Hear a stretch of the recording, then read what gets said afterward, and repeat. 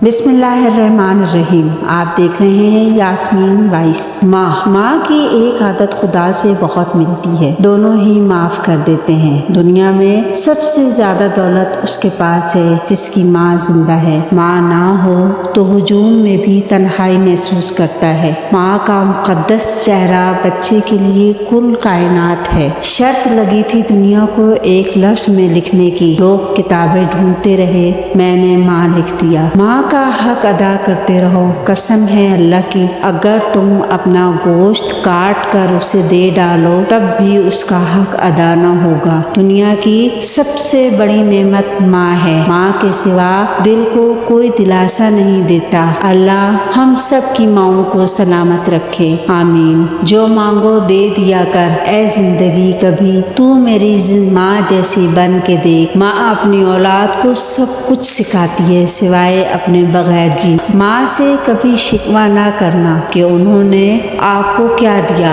शायद उनके पास भी सारी जिंदगी यही था। जब तक माँ जिंदा हो दुआओं का सिलसिला नहीं रुकता। अल्लाह पाक सब माँओं को सलामत रखे, आमीन। माँ अनमोल है, इसका कोई मोल नहीं। माँ मोहब्बत, शफकत, इबादत, वो लफ्ज़ ही नहीं उतरा जिससे तुझे लिखूं। माँ की दुआ वक्त तो क्या नसीब भी बदल देती है।